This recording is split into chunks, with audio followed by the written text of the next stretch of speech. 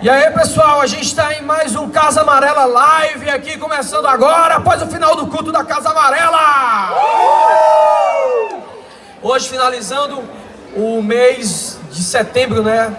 Nessa campanha do Setembro Amarelo, a gente vai finalizar com a nossa última postagem do mês. A gente vai estar falando sobre depressão, ansiedade, esses males a qual o Setembro Amarelo tem cometido, né? Eu estou aqui com a Eli, que é minha parceira desde da primeira Casa Amarela Live, e hoje a gente vai estar aqui conversando.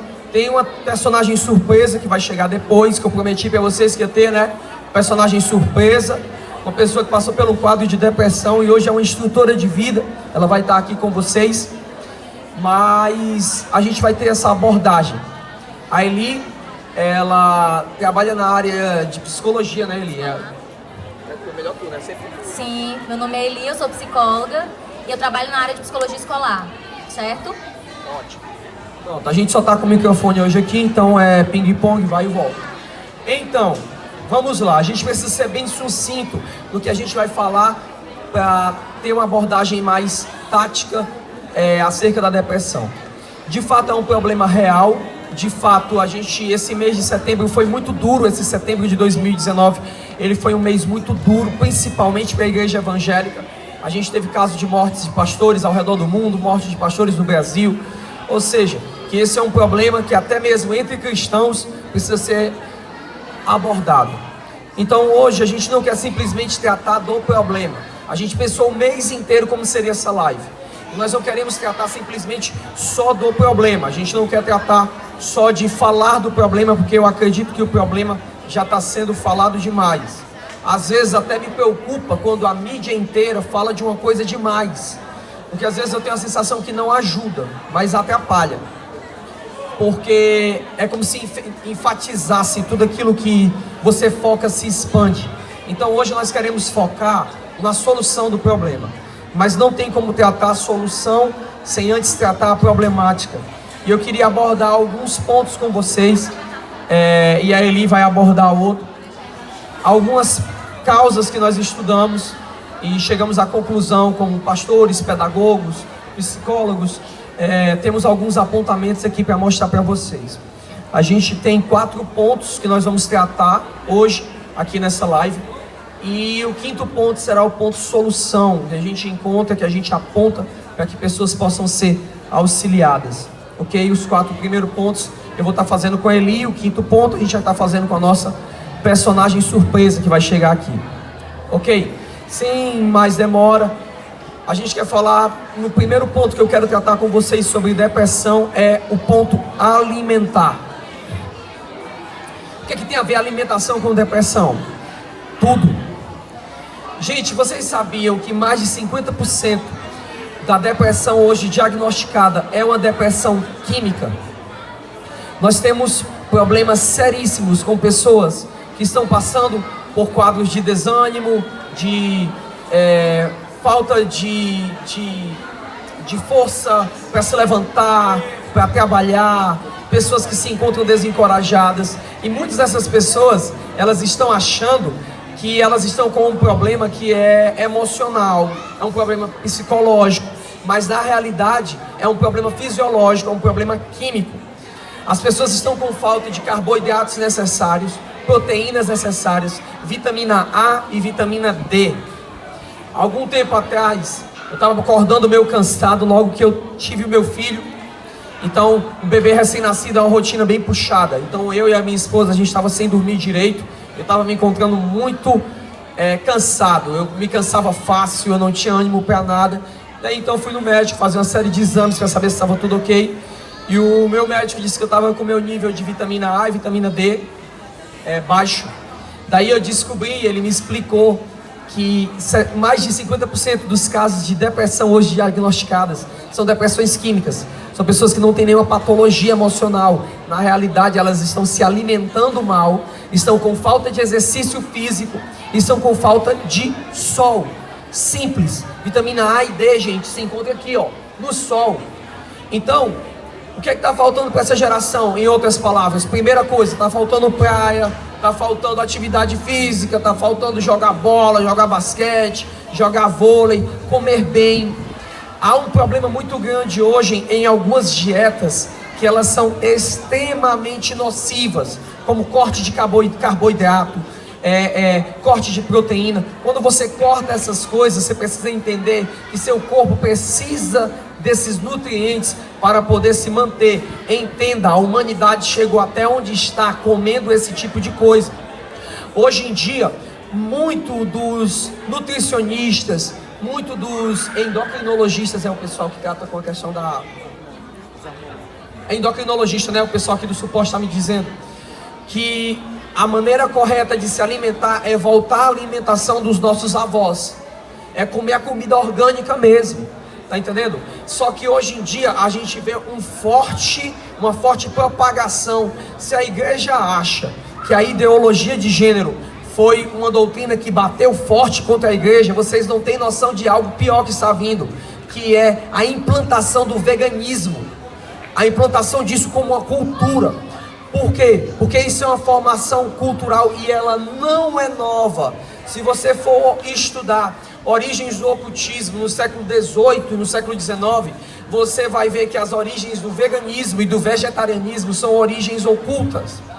A gente não tem tempo para falar sobre isso, mas quando você tira a proteína animal da vida de pessoas, por mais que existam estudos mostrando que tenham coisas desse tipo, são fantasiosos, porque a proteína animal, e principalmente a carne vermelha, ela é essencial para a forma da fibra masculina. Então, quando você quer tornar homens mais passivos, você tira a proteína animal, você deixa os homens mais passivos, você deixa os homens mais suscetíveis a comandos. Eu já fui em nações, em regimes totalitários, regimes ditatoriais, e a primeira coisa que eles fazem, eles tiram a carne bovina. Por quê? O homem ficará mais passivo sem carne vermelha. Toda nação que teve bases fundamentais, patriarcais, que funcionaram, elas tinham uma forte dieta em uma dieta rica em proteína vermelha. Então a gente precisa prestar atenção em ter uma alimentação balanceada. Comer peixe, comer verdura, uma alimentação colorida, porque isso vai fazer muito bem. E ter exercícios. Depois que o carro chega na nossa vida, depois que a gente chega na fase adulta, a gente vai na padaria e vai de carro. Por quê? Porque é mais cômodo pra gente, porém o nosso corpo ele tem uma reação diferente a isso. Tá bom? Então o primeiro fator que ele favorece a depressão química, má alimentação, falta de sol, falta de exercícios físicos. A segunda coisa que tem favorecido ao crescimento de uma geração com crise de ansiedade e com problema de burnout e depressão é a construção pedagógica atual. Recentemente, uma pastora bem renomada aqui no Brasil, ela tem nos seus treinamentos, ela tem ensinado algo que me chamou a atenção, que hoje em dia a construção pedagógica e até na psiquiatria e psicologia tem muito se apontado para tratar personalidades de pessoas que são mais ativas e principalmente os temperamentos sanguíneos e coléricos, os temperamentos mais dominantes, que são mais ativos. Tem se diagnosticado essas pessoas com transtorno de déficit de atenção, de hiperatividade. E o que é que a gente tem pegado?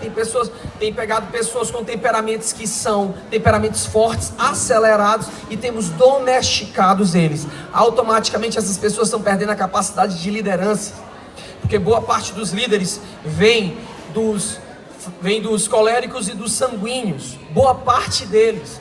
Então quando você castra essas personalidades com medicação, castra essas personalidades com esse tipo de coisa, você acaba prejudicando a formação de líderes no futuro, e isso é muito ruim.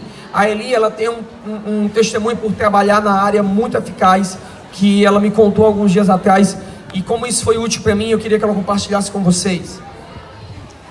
Dentro dessa área, algo que a gente, enquanto psicólogo, sempre observa muito é a investigação. Sempre que alguém chega com algum tipo de laudo em que está diagnosticando que essa pessoa tem um transtorno de ansiedade ou de depressão, eu sempre tenho um trabalho de investigar, né? Como esse diagnóstico foi feito, como que isso foi revelado para essa pessoa. E geralmente, quando eu vou investigar, o que acontece? O paciente, né, a pessoa chega e ela fala: olha, eu não tenho conseguido dormir, eu me sinto muito agitado durante o dia, eu fico muito ansioso com algumas decisões que eu vou tomar no dia a dia. E um médico, ele tá diagnosticado em 10 minutos. Você tem transtorno de ansiedade, você tem depressão. Assim, não é feito um diagnóstico, não é feito nenhum exame, não se é conhecida a família, não se passa por nenhuma conversa, porque a ansiedade, né, ela de forma equilibrada, ela vai nos movimentar. Então, ela é uma emoção que ela faz bem. Então, se eu fico um pouco ansiosa, eu preciso levantar, eu preciso fazer alguma coisa. Ela é doentia quando ela te paralisa. Ela é doentia quando ela te para em meio à sociedade, quando você não consegue fazer nada em função daquilo que está te paralisando. Então, algo que a gente precisa pensar muito dessas pessoas que estão sendo diagnosticadas com isso é um diagnóstico real. Sim, né? Primeiro a gente precisa investigar isso, se de fato existe esse diagnóstico. Todas as vezes que alguém me procura e fala: eu fui diagnosticado com ansiedade e depressão, eu vou investigar. Primeira coisa que a gente faz. Se preciso, até ligar para o psiquiatra que deu esse diagnóstico. E, inclusive, para entender até que ponto essa pessoa foi fortalecida nas emoções. Porque isso é grande responsabilidade das nossas famílias, né? A gente que trabalha muito com família, eu também atendo na clínica, a gente percebe que está cada vez mais propício os pais transferirem a responsabilidade das emoções para outros profissionais. Olha, o meu filho, ele inquieto, não para, tá aqui, toma, o psicólogo resolve. O meu filho, ele não come direito, ó, o nutricionista, contigo. O meu filho não consegue se concentrar na tarefa, ó, pedagogo, faz alguma coisa. Então, os pais não trabalham no fortalecimento dessas emoções, não trabalham as habilidades que essa criança, esse adolescente, esse adulto não trabalha de jeito nenhum. E aí, o que acontece?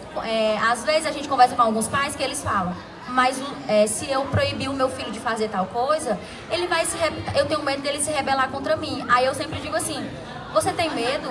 Você acha que ele vai se rebelar? Pois tenha certeza que ele vai se rebelar contra você. Se você tinha dúvida disso, saia daqui da minha sala sabendo que ele vai se rebelar. Qual é a questão? Ele precisa ser parado. Ele precisa entender que aquilo dele tá errado. Tá, você não faz alguma coisa, você não interrompe o seu filho porque você acha que ele não pode ser paralisado, aí tem um grande problema, porque ele cresce um adulto achando que ele pode tudo, achando que ele não tem limites, ele não se frustra, não aprende com aquela frustração. Geralmente, quando a gente atende os adolescentes, eles chegam com a seguinte frase: o meu mundo acabou. E aí, eu, enquanto psicóloga, sempre valorizo, como é que eu posso dizer? Eu valorizo esse sentimento dele, porque de fato, na cabeça dele, o mundo dele acabou. Né? É uma verdade pra ele. Né? É a mesma coisa do depressivo, quando ele fala assim: ó, o meu mundo acabou, aquilo é a verdade dele. Né? Ele não tá mentindo sobre aquilo ali é a verdade. O que é que me cabe? Pensar sobre isso junto com ele. A gente vai fazer uma construção. E é nisso que o trabalho dos pais pode ser muito eficaz. Tá, filho, calma, seu mundo acabou por quê? Vamos resolver assim, assim, assim. Então é um papel muito relevante. Eu diria que o mais importante dentro dessa sociedade é a função paterna e materna, possibilitar a esse filho essas frustrações, essas dificuldades. Ele precisa aprender que, sim, há muitos benefícios na tristeza, há muitos benefícios nas frustrações, mas como é que a gente sai disso? Né? E aí, tudo isso é desenvolvido a partir disso, da família. Então, muitos casos que existem transtorno de depressão e ansiedade, muitas vezes não é a realidade. E aí a pessoa pega aquele laudo, guarda ele como uma verdade e ela vivencia a vida dela toda. Eu tô assim porque eu tenho depressão, eu tô assim porque eu tenho ansiedade. E aí ela paralisa, de fato, porque ela começa a levar essa verdade pra frente. Ótimo, ótimo. Ele é muito bom, porque se não há uma base familiar estruturando a vida de uma criança, por exemplo, a criança quer brincar no sol quente, tá entendendo? Ela tá com a gripe, ela tá querendo pegar um resfriado, e aí você vai dizer: não, eu tenho medo de dizer não para uma criança, aí você não frustra ela naquele momento, e aquela frustração tá causando algo bom para ela. Quando chega na fase adulta, como ela nunca foi frustrada dentro de casa, ela chega na vida real e a vida real frustra, aí vai acontecer um problema, ela vai colapsar. Por quê? Porque ela nunca soube lidar com essa emoção. Então, essa construção pedagógica de hoje em dia, tudo dá diagnósticos preconcebidos, né? Preconcebidos, assim, tudo é uma coisa que problematizou muito. É claro que existem casos sérios, é claro que existem síndromes sérias e nós precisamos levar em conta, mas a gente precisa ter muito cuidado com diagnósticos pré-concebidos, tá certo? A terceira coisa que a gente vai falar é sobre a revolução cultural dessa geração. Essa geração é conhecida como a geração da pós-verdade. E como a geração da pós-verdade, ela superou a geração, que é a geração, ela é também conhecida como a geração pós-cristã, pós-moderna. Ou seja, é uma geração que superou Deus. Então a gente precisa entender que muitos valores morais e sociais que a nossa sociedade tem, quando você subtrai Deus da sociedade, da cultura, aquilo fica abstrato, aquilo fica sem... Por que eu tenho que respeitar alguém? Por que eu tenho que respeitar autoridades? Então cresce uma geração que não, tudo é subjetivo, tudo eu aplico do jeito que eu quiser, tá entendendo? Só que quando essa pessoa chega dentro de um ambiente onde ela tem que lidar com autoridades, ela chega dentro de uma empresa que ela tem que lidar com prestação de contas, ela está sem valor moral, ela está sem valor, sem resíduos de uma consistência moral. E querendo ou não, a igreja e Deus é a base moral social para essa geração. Na realidade, a igreja é a reserva moral de Deus para essa sociedade. Quando você tira Deus, você precisa entender que as pessoas ficam no vácuo. Daí o que é que acontece? Essa geração ela não tem noção de origem. Por ter noção de origem, não tem noção de identidade. Ela não tem noção. Ela acredita que nasceu ao erro, a um aglomerado de células, e por causa disso ela não reconhece o Criador, e por não reconhecer o Criador, ela cai no limbo existencial. Para que eu existo? Ela não tem noção de destino, ela não tem noção de propósito, e isso é outra causa que leva uma geração ao êxito da depressão, da ansiedade. Jimi Hendrix, ele dizia isso, alguém conhece a verdade? No meio de um show ele parou e perguntou, alguém conhece a verdade? Ou seja, o cara estava no ápice do mundo, da glória. Ele perguntou, como existe a maldição famosa dos 27, de quantas pessoas morreram com 27 anos. Por quê? Porque é uma época de construção, você começa a avaliar a vida, você começa a chegar perto dos 30, você já não é mais tão jovem, não é velho, mas não é tão jovem, seminovo, né, ali mais ou menos, ali. Então, o que é que acontece? A pessoa começa a questionar a vida. Lord Byron dizia, eu bebi de todos os cálices da vida e a minha alma ainda continua sedenta. Ou seja, essa construção que existe hoje nesse mundo, que tenta se desassociar de Deus, ela colapsa e caminha para o abismo, porque em Jesus está a vida. Jesus não é religião, ele é vida, ele é caminho, ele é verdade. Então qualquer coisa fora disso produz morte, produz perdição e produz mentira. Então a quarta e última coisa que a gente encontra como causa para a depressão, ansiedade, e isso é triste, mas é a religião. Porque aí a gente tem uma pergunta, né, Eli? Se é pastor, por que se suicidou? Se é crente, por que está com depressão? Então tenta se colocar no mesmo balaio as pessoas que têm fé, no mesmo âmbito da depressão, como se a depressão ela também fosse parte de algo inerente, tá entendendo? Dos cristãos. Eu não estou dizendo que os cristãos que passam por isso estão mentindo, não, de forma nenhuma.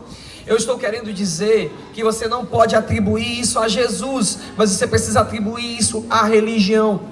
Por quê? Porque a religião foi uma das coisas que mais matou na história da humanidade. Durante séculos, a humanidade foi jogada numa era chamada Era Negra. Por causa de quem? Da religião. Jesus não teve nada a ver com isso. As pessoas hoje derrubam avião. As pessoas hoje, elas matam pessoas dentro de shopping. Por causa de quê? Religião. Então religião, ela nunca foi uma solução para o homem. Religião, ela faz algo, e principalmente a religião cristã. Porque a religião cristã, o legalismo, ele impõe para você uma performance. Ele impõe, se você for ver no frigir dos ovos, se você for ver a maioria das pessoas que estão dentro da igreja, que se encontram dentro de um quadro de ansiedade, dentro de um quadro de depressão, são pessoas que estão lidando com condenação. Elas se condenam por causa do passado, elas se condenam por causa dos seus erros, elas se condenam por causa das suas falhas, elas se condenam por causa dos seus pecados, elas se condenam por causa da performance que as outras pessoas impõem a elas.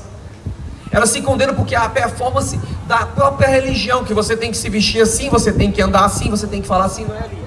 Elas vivem constantemente em busca de algo que elas não conseguem alcançar, que é a perfeição, é parecer aquilo, é tentar. Eu só erro, eu não consigo ser igual a Cristo, eu não consigo, e a religião. Isso mesmo. E se comparar com uma pessoa que se deu bem na vida, já é difícil. Imagina se comparar com Deus. A imposição da religião é que a gente tem que ser santo, perfeito. E quando na realidade Jesus está dizendo, venham até mim. Intimidade vai gerar santidade, mas a religião diz que santidade é que vai gerar intimidade. E a ordem dos fatores vai alterar muito o resultado aqui. Muito. Porque Deus está dizendo para você, venha, caminhe comigo. Caminhe com suas debilidades, caminhe com suas fraquezas. A religião diz, não, você precisa, para Deus te aceitar, você precisa ser perfeito, você não pode ter nenhum erro, você não pode ter nenhuma falha. E é interessante que Jesus fala assim, ó, e darás ordem acerca dos teus anjos, para que me guardem, se eu tropeçar sobre alguma pedra. Então a gente precisa entender, Deus protege tropeços sim, protege. Vamos errar na nossa vida? Vamos errar sim, e Ele dará ordem acerca dos seus anjos. O que Deus não protege é performance. O que Deus não protege é eu querer aparecer, querer me lançar, querer mostrar alguma coisa. Isso Deus não vai proteger. Essa foi a tentação de Jesus. Então, falamos disso, falamos de alimentação, construção pedagógica, revolução cultural, religiosidade e culpa. Então essas são as causas aparentes da depressão. É claro que isso é uma coisa muito mais profunda, que não dá para se tratar aqui numa live de alguns minutos, ok? Então, para tratarmos sobre isso, eu quero trazer aqui uma pessoa que ela foi curada de depressão, e ela foi curada através de Jesus. E essa pessoa, eu sou apaixonado por ela, eu quero chamar ela aqui, pode vir. Quem é a personagem surpresa? É ela! A minha esposa linda. A Sam, ela hoje está fazendo 30 anos. E nos aniversários dela, porque ela teve vários por dia, hoje ela está aqui comemorando isso, compartilhando com a gente. Live aí, mostra aí quantos espectadores nós temos aqui, hoje aqui assistindo aqui, para mostrar. Aqui, né, que ficaram, mostra. Olha aí, ó. Tem um bocado, dá um tchau, gente, dá um movimento aí, ó. Tem gente aqui assistindo a nossa live, ouvindo, fora você aí, que está no Instagram. Um alô aí, tá bom? Deus te abençoe. A Sam hoje tem um testemunho poderoso. Quando eu encontrei ela no momento mais baixo. Foi quando eu conheci ela, no momento mais baixo da vida dela. E ela é a pessoa, eu costumo falar, a pessoa mais convertida que eu conheço. E ela vai falar algo. Primeiramente eu queria que tu me explicasse como se sente um depressivo, como se sente uma pessoa com tendências suicidas, tá bom? E depois aí entra na melhor parte. A parte que tu entra, né, amor? Não, brincadeira. Brincadeira, gente. Bom, como o William já disse, eu passei por um quadro de depressão e tentativa de suicídio quando eu tinha quase 15 anos. E foi uma época realmente muito difícil, porque realmente eu costumo dizer que a minha vida ela ficou cinza. Em todos os aspectos eu não via nenhum motivo para viver, eu não via, a vida para mim ela não era mais atraente. E como já foi dito aqui, alguns fatores familiares que fizeram com que eu chegasse nesse nível, algumas questões em relação ao meu relacionamento com os meus pais, a forma que eu fui criada, me fez chegar nesse nível. Era um problema que tu vinha do ventre, né? Era um problema que eu vinha desde o ventre, porque no caso, quando a minha mãe engravidou, a minha mãe já tinha 40 anos e ela já tinha 2 filhos, então foi uma gravidez indesejada. Então tudo começou ali. Tu sentiu a rejeição naquele momento? Naquele momento. Eu comecei, desde o ventre da minha mãe, sentir uma sensação de rejeição. Então era algo constante, que eu lutava constantemente, mas eu não sabia o foco, né? A Eli pode realmente afirmar que hoje em dia você já consegue saber que as crianças, elas sentem, desde o ventre da mãe, elas conseguem sentir essa marca de rejeição. E é uma marca que, se se você não tiver uma intervenção divina realmente, você vai carregar pelo resto da sua vida. Então, eu constantemente senti essa sensação de rejeição, essa tristeza, essa sensação de que a vida não tinha sentido, essa sensação de que não valia a pena viver, uma sensação de que a morte era como se fosse uma opção. Porque já que a minha vida ela não tinha sentido, já que a minha vida ela era vazia, ela não tinha, eu não conseguia ver o norte. Era como se eu estivesse caminhando sem direção, sem destino. Então a morte ela era uma opção para mim, porque era como se eu fosse acabar com aquela sensação de tristeza, eu fosse acabar com aquela sensação de estar perdida, porque era assim como eu me sentia muitas vezes, aquela angústia. E no meu caso foi isso, né? Esse fator que foi o fator inicial, a questão da rejeição. A minha mãe tentou o aborto, né? Ela gerou esse sentimento ao longo da vida. Fez com que esse sentimento ele ficasse mais forte, entendeu? Desde o primeiro momento eles me rejeitaram, e aí quando ela tentou o aborto, eu acredito que o sentimento ele ficou mais forte em mim, de rejeição, de que a vida ela não era importante. Então eu nasci e eu comecei, desde sempre, eu me senti uma criança triste. É até engraçado que meu pai ele disse que realmente ele via que eu era uma criança triste. E eu não sabia que era esse o fator inicial, né? Que era a questão da rejeição, da tentativa de aborto. Minha mãe chegou a tentar abortar, mas ela disse que não deu certo, né? Que ela tentou o aborto, mas ela viu que não funcionou. Então, foi assim que eu cresci, assim, de certa forma, tendo esse entendimento. Que eu fui um acidente, que eu fui uma criança que foi gerada num momento inoportuno, que eu realmente não deveria ter nascido, então eu carregava esse sentimento. Como é que foi o ápice disso? O ápice disso foi quando eu estava na adolescência, que realmente na adolescência as emoções elas estão muito, eu acredito que elas estão muito lá, gritantes, assim, tudo que você sente é mais intenso, não é?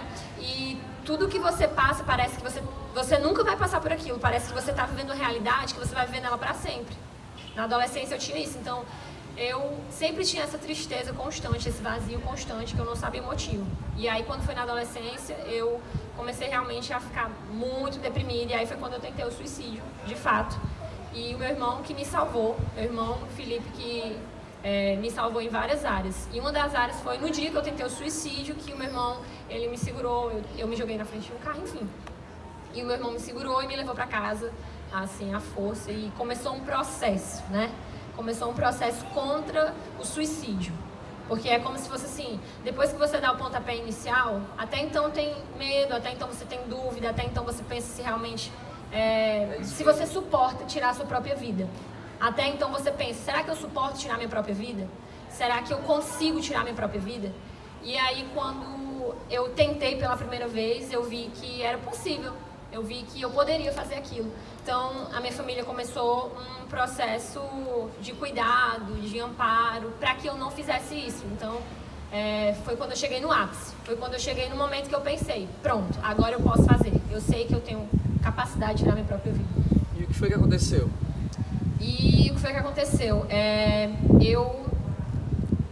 Nesse processo, as pessoas elas apontam para a religião, né? Elas dizem assim, olha, talvez a religião vai vai resolver o teu problema. E eu fui nesse intuito. Eu fui no intuito de que a religião resolvesse o meu problema. Eu fui nesse intuito. É claro, tendo um pensamento de que Cristo não ia me aceitar, porque, poxa, eu estava tentando tirar a minha vida. Suicida, não, né, na minha cabeça. Suicida, que Jesus vai olhar para mim? Só que aí, no dia mais triste, no dia que eu tive um pensamento assim, que eu sempre lembro que... Me fala que o pessoal dizia assim, se tu não aceitar Jesus, tu vai morrer, né? Se eu não aceitasse Jesus, eu ia morrer. E eu via alguns zunzuns dos pastores dizendo pra minha mãe que ela escondesse faca, que ela escondesse tesoura, que eles não me deixassem sozinhas, que eles não me deixassem sair de casa. Então eles viram que... E eles falavam isso muito, que se eu não aceitasse Jesus, eu ia morrer, se eu não aceitasse Jesus, eu ia morrer. Mas eu queria morrer. Então aquilo não estava me ajudando, entendeu? Eles dizerem que eu ia morrer se eu não aceitasse Jesus não estava trazendo para mim consolo, estava trazendo para mim mais ainda a opção de que a morte realmente, naquele momento, era a única opção que eu tinha. Então, quando eles falavam isso para mim, na realidade eu sentia ainda mais aquela tristeza me invadindo. E aí um dia de quinta-feira eu fui para um culto, nunca vou esquecer, fui para um culto numa quinta-feira, e aí quando eu cheguei lá o pastor foi orar por mim, e eu estava muito triste, o pastor orou por mim, e eu me senti muito constrangida com aquele momento, não me senti confortável, porque Sabe como é, né? Quando uma pessoa, às vezes, ela chega quebrada e as pessoas, elas querem muito ajudar. Só que, às vezes, as pessoas, elas não sabem lidar, entende? Então, as pessoas queriam muito me ajudar, mas, às vezes, eu acabava ficando constrangida, acabava ficando desconfortável, enfim. E aí, eu lembro que quando eu estava saindo de dentro de uma sala, eu pensei assim, meu Deus, tudo que eu queria era morrer, só isso. Eu pensei isso, mas com tanta tristeza, eu cheguei num nível de tristeza, assim, que eu pensei, eu não tenho força mais nem pra morrer. Agora eu cheguei num nível que eu não tenho mais força pra morrer, de tanta tristeza que eu sentia, muita tristeza. E aí eu ia saindo e era quinta-feira, provavelmente, era mais ou menos 9h30 da noite, 21h30. E aí, te evangelizou. Alguém me encontrou, mas é interessante, porque até ali o meu dia ele era cinza. E a partir daquele momento é como se eu conseguisse ver uma luz. E a pessoa olhou pra mim e falou pra mim que Jesus me amava e que ele tinha um plano na minha vida. Tá, todo mundo sabe que Jesus ama e todo mundo sabe que Jesus tem um plano. Mas sabe de uma coisa? Minha mãe tinha tentado me abortar. Como assim Jesus me ama? Entendeu? Os meus pais, eles, de certa forma, eles não me aceitaram. Então, assim, se os meus pais não me aceitaram, quem vai me aceitar? E Jesus me aceitou. Jesus me aceitou quebrada, Jesus me aceitou depressiva, Jesus me aceitou na beira do suicídio. E quando aquela pessoa disse que Jesus me amava e tinha um plano para a minha vida, aquilo me chocou. Porque para mim, Jesus era o Deus de todo mundo, menos o meu. Então, até aquele dia, eu estava tendo um contato com a religião. Que se eu não mudasse de vida, eu ia morrer. Mas a partir daquele momento, eu tive um contato com Cristo. Cristo que morreu na cruz por mim, entende isso? Que me ama, que me aceita e que Ele era poderoso, Ele poderia mudar minha vida. E aí eu comecei o processo.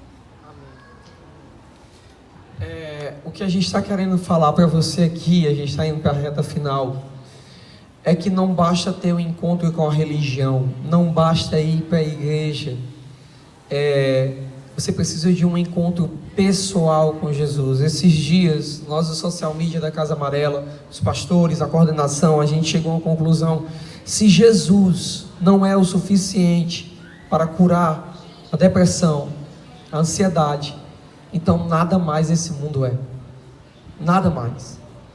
É claro que nós reconhecemos que existem processos para te auxiliar, tipo, primeiro, Então, eu comecei a viver esses processos. E a primeira, claro, Cristo, o dia que Jesus me encontrou foi um dia que eu costumo dizer que a minha vida começou a brilhar. Segundo, a minha família, que me apoiou totalmente. Eles me apoiaram em tudo, eles estavam comigo, eles sempre estavam me acompanhando, sempre eles estavam dando atenção que nunca eles tinham me dado. Nunca eles tinham me dado aquela atenção, nunca eles tinham olhado para mim daquela forma, nunca eles tinham visto o que eu fazia, o que eu deixava de fazer. Era como se fosse assim, eu era um estranho dentro de casa. E a partir daquele momento, parece que eles entenderam, através dessa circunstância, infelizmente, e eles começaram a me apoiar. Meus irmãos, a minha mãe, tudo eles me apoiavam, estavam comigo, participantes em tudo. E segundo, com certeza, o auxílio de algumas pessoas. Algumas pessoas, elas me auxiliaram muito. Elas começaram a me acompanhar, elas começaram a conversar. De pessoas, é importante. É importante estar cercado. Eu lembro de uma moça que eu não tenho mais contato com ela, mas às vezes eu acordava, gente, eu já acordava chorando. Já abri os meus olhos e eu começava a chorar. E eu acordei nesse dia já chorando e ela já estava lá em casa. E ela chegou e olhou pra mim: por que você tá chorando? O que você tá sentindo? Então, isso foi muito importante pra mim. Pessoas que estavam ali todo o tempo me fazendo ver que, tipo assim, luta pela tua vida, luta porque tu só tem 15 anos, luta porque tu tem muita coisa, luta porque a vida é linda, luta porque tem pessoas que te amam, luta porque tu é importante, luta porque Deus sonhou com a tua vida. Amém. Tu não é um acidente, tu foi um plano perfeito de Deus, então luta, entende? Isso pra mim foram duas coisas que auxiliaram muito no processo. Amém. Então a gente tem esses passos, a ajuda da família. Segundo, você precisa se cercar de pessoas. Se você é alguém que está passando por uma condição dessa, procure pessoas em que você possa confiar e abrir sua vida.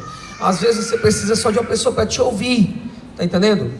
Esses são passos. Ajuda familiar. Segundo, ajuda de pessoas. Terceiro, crie rotinas e metodologias que te auxiliam. Tipo, escute músicas alegres, escute músicas de encorajamento. Essa geração precisa ouvir músicas de encorajamento. Graças a Deus, essa geração está começando a romper em músicas que são de rompimento, de fé. tá entendendo? Quando você começa a escutar coisas que estimulam tua fé, estimulam tua vida. Então escute músicas que vão poder trazer ânimo para você, vão animar, vão te entusiasmar. A palavra entusiasmo significa cheio de Deus, entel, ou seja, entusiasmos. Daí você precisa também, terceiro, escute palavras que abençoem a sua vida. Isso é essencial.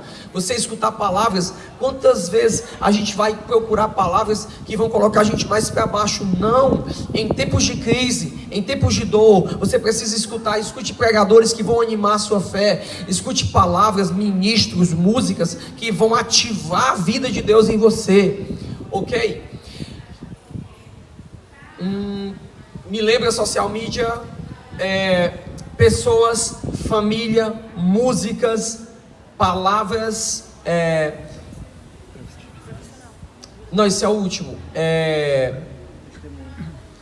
escute testemunhos como esse, que vão te encorajar, que vão te animar. E por último, se você entende que nenhuma dessas coisas tem te auxiliado, então de fato você precisa procurar ajuda psicológica. Você precisa procurar um profissional, não só psicológico, mas toda uma gama de pessoas para te ajudar. Não há problema, entenda uma coisa, em Deus também não há condenação, tá entendendo? Cada um anda de acordo com a sua medida de fé. Se você não está conseguindo romper, então procure profissionais que possam te ajudar nisso, ok? Mas eu quero frisar isso, a pregação que nós pregamos aqui é uma pregação de fé, é uma pregação de encorajamento. Eu creio que Jesus, Ele pode sim tocar a tua vida, transformar a tua vida, animar a tua vida, entrar no quarto bagunçado da tua vida, tirar teus pés do charco de lodo e te firmar sobre a rocha. Ele pode olhar para você hoje e dizer: levanta-te, resplandece, porque a glória do Senhor vem raiando sobre ti. Sabe, quase todo dia eu passo por circunstâncias que tentam me derrubar, mas eu entendo que aquilo é mais uma batalha, tem mais uma luta, sabe, tem mais uma oportunidade. Então você precisa se levantar e acreditar que o final das coisas vai ser melhor do que o começo delas, porque Deus é um Deus de finais perfeitos, não só de começos perfeitos, mas principalmente de finais perfeitos. Eu quero te encorajar, eu quero te dizer que se você está cansado e sobrecarregado, Jesus, Ele pode te curar, Jesus, Ele pode te ajudar. Existe uma palavra de instrução na boca de Jesus. Jesus, Ele pode sarar toda orfandade, toda rejeição, toda culpa, toda dor. A religião, ela não tem o direito de colocar um jugo sobre você, nem a performance, nem o que os homens institui sobre você. Hoje eu te dou uma palavra: rompe, quebra as cadeias, se levanta e diz: o meu Redentor vive, e eu tenho por certo que Ele se levantará. Essa é a palavra que nós temos para você, que ela começa a entrar com fé no seu coração agora. E aqueles que esperam no Senhor, eles vão renovar suas forças, vão subir mais altos. Os jovens podem até se cansar, mas os que esperam no Senhor, não. Que a vida do Senhor entre sobre a sua vida, em nome de Jesus, amém. Considerações finais. Gente, eu não consigo nem mais falar, porque sem palavras. Tudo que o pastor William falou é uma realidade. Sejam encorajados, de verdade. Se rodeiem de pessoas. É tão interessante, eu estava estudando sobre a felicidade esses dias. E tinha um pesquisador de Harvard que ele estava falando o primeiro resultado que ele encontrou de pessoas que vivem mais tempo são pessoas que estão rodeadas de pessoas boas, de pessoas que amam, de pessoas que te suportam. Ele fala que não é que você não vai ter lutas durante a vida, mas você saber que pode contar com outras pessoas, essa é a primeira possibilidade, a primeira chance que você tem de viver mais tempo. Aí ele não fala só isso, ele fala de memória, de tudo. A sua vida melhora como um todo. O seu corpo fica mais animado, o seu corpo fica mais com energia, a sua memória dura mais, o índice de Alzheimer diminui. Então, de fato, é isso. Então vou viver 200 anos. Obrigada, gente. Hoje é meu aniversário, né? Uou! Então, eu tô fazendo 30 anos. Ela tá séria assim porque ela tá nervosa, porque é a primeira live dela. É a primeira live, tá gente. Entendendo? Tá, mas ela é gatíssima! Na live eu vou estar mais simpática. Não, mas eu quero dizer pra vocês que há 15 anos atrás eu decidi amar a minha vida. Uau! E hoje eu estou celebrando a minha vida. Amém. E eu estou celebrando mais do que a minha vida, eu estou celebrando a vida de Deus em mim. Pois tu tá celebrando, dá um beijo no teu marido bem aqui, ó. Oh, meu Deus do céu, Jesus. Mas é, ó, se eu não tiver, ó, tá que casei, gente, ó, tô bem, tô feliz, mas não é isso. Casou, eu tô né? celebrando, mas isso não é tudo, amor, por favor, não me atrapalha. Depois a gente faz uma live sobre relacionamentos. Ah, é verdade. Não dá Mas não- ideia. Posso falar? Vai. Obrigada. Não, mas o que eu quero dizer é que eu tô aqui celebrando a vida de Deus em mim. E eu quero te dizer que essa vida, ela pode fazer parte de você, ela pode estar dentro de você e ela pode transformar o que você está vivendo hoje, pode transformar o meio onde você está. Então, assim, o que eu quero compartilhar com vocês é a vida de Deus em mim, para que essa vida te alcance, essa vida te transforme, e essa vida, ela tire você de qualquer zona de tristeza, de depressão, de dor, de enfermidade, enfim, qualquer coisa que você esteja passando. Eu quero compartilhar essa vida para que ela te alcance agora, onde você está, em nome de Jesus. E é isso. Amém.